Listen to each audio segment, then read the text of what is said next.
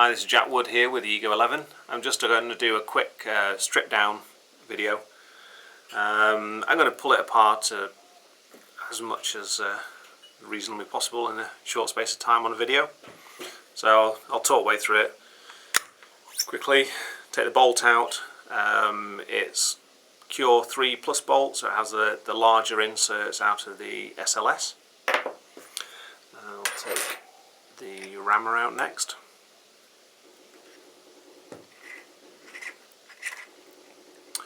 Ram cap with the cushion inside and the captured O-ring to slow the bolt, the rammer back as it moves backwards. Rammer shaft.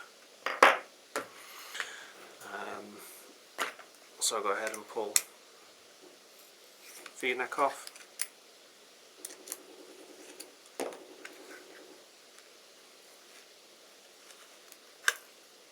Comes off. So obviously the Ego11 will take the 50 cal kit that we did last year that goes on all the other Ego guns. One part of that you'll need to remove the feed tube and put the new 50 cal feed tube on for that.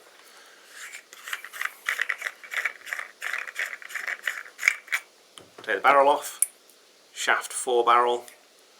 Main difference for people that haven't seen it before is that obviously it's a reverse threading, so it's a left hand thread on the actual parts that separate.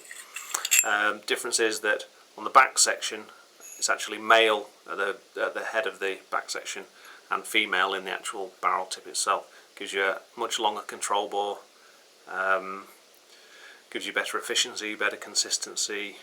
We're also gone to a 689 bore to allow for some of the smaller painters out there. Barrel.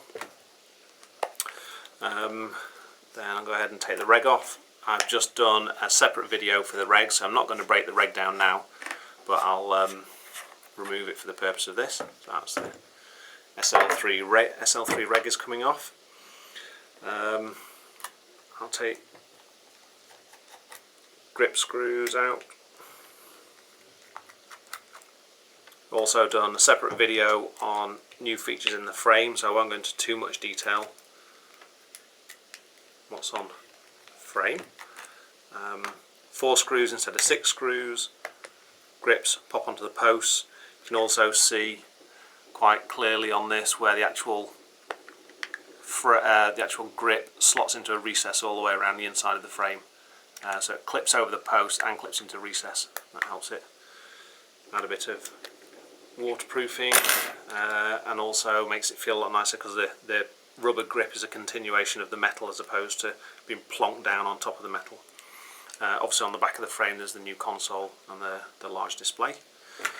What should we do next? Let's take the frame off.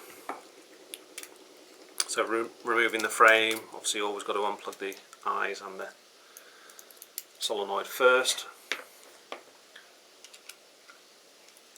2 frame screws. Standard frame screws mounted on the outside. Both use the same size hex key. Once those are out, the frame just drops off. You've got the frame, oops is attached to the bottom. Done a separate video on the oops as well. Shows how to take that apart. It's very quick and simple. Done one about this. The only thing I missed on the frame video, so I'll do that now as well, is I didn't show the new bearing carrier and the new spring on the trigger. So if you actually look down inside the top of the frame there, you can see this silver piece on top. That's actually a leaf spring there. So now all the adjustment in fact is now actually in the face of the trigger. We've got rear stop, micro switch activation, spring adjustment, magnet adjustment and front stop adjustment, all in the face of the trigger.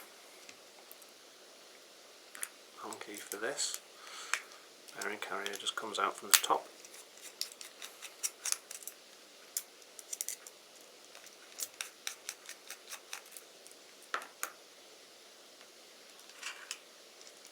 Move those 2. There's the bearing carrier with the trigger attached and the leaf spring. the spring just comes off. Actually just sits, it's held in place quite conveniently for assembly by the magnet. The magnet will actually grip hold of that and hold it in place. And I'll just put that back in ready for when we reassemble.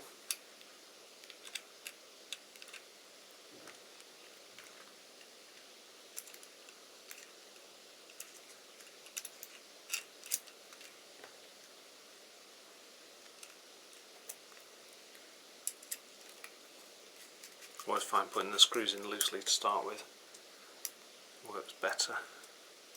And nip them off at the end. Note, keep your finger clamped down on top of the spring when you tighten up these two screws.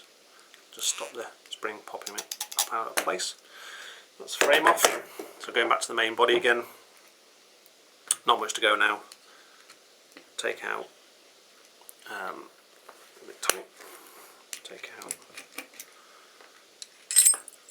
your eye covers, eye wires, detents,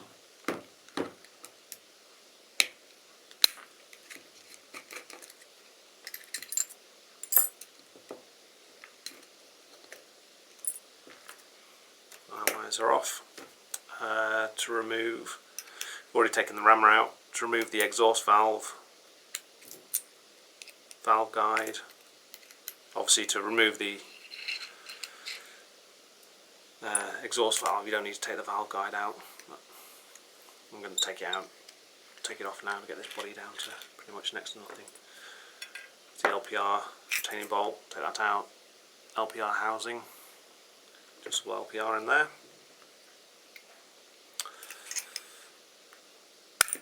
These out from the back. You have exhaust valve, valve guide. That's all the parts that are in the lower front chamber. So that body internally now is bare, there's nothing inside there at all.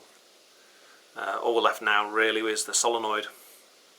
Solenoid comes off quite easily. Small Phillips point screw.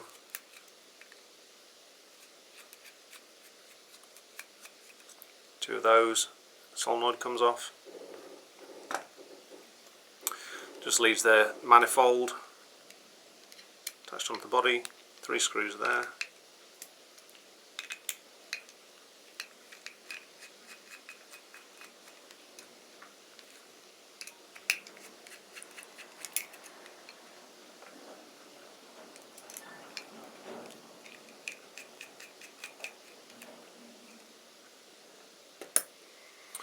That comes off, remove that. Gasket in this case actually has been left on the body, it's not a problem, you can just pop that back on. Put it back into the manifold. So there's a ladder gasket on the bottom that seals the air paths to the body. Put those back on. I'm not going to take the torpedo out, just unscrews out the front and the hose is attached to the back of it. Nothing really much to see on there. I suppose while we've got it apart we might as well show how that works. I'm not going to disconnect it because it will require pulling the hose off. Basically undo that, and you can see from there that the torpedo is attached to the hose at one end and the other end of the hose is attached to the barb on the manifold. Manifold is filtered, so any debris that comes through the system makes its way through. Will get filtered out before it gets to the solenoid, protect the solenoid. So, that ladder gasket back in the manifold, manifold back on.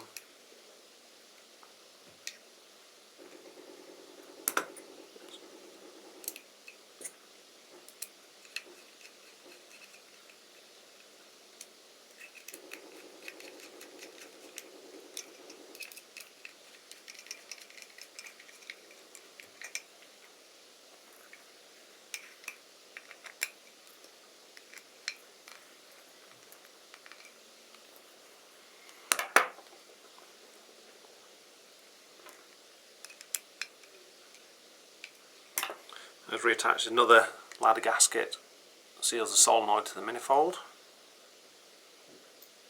The manifold back on.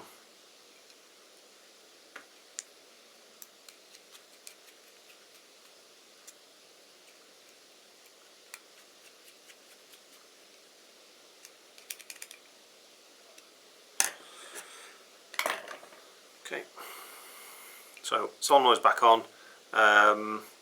I'll go ahead and rebuild this now. I suppose it's going to be a bit boring if you just watch me build it, so I don't know, maybe we'll speed it up for this section just to get it over with quickly, but I'm going to sit here and rebuild it anyway, and you can see how easy it all goes back together. So here we go.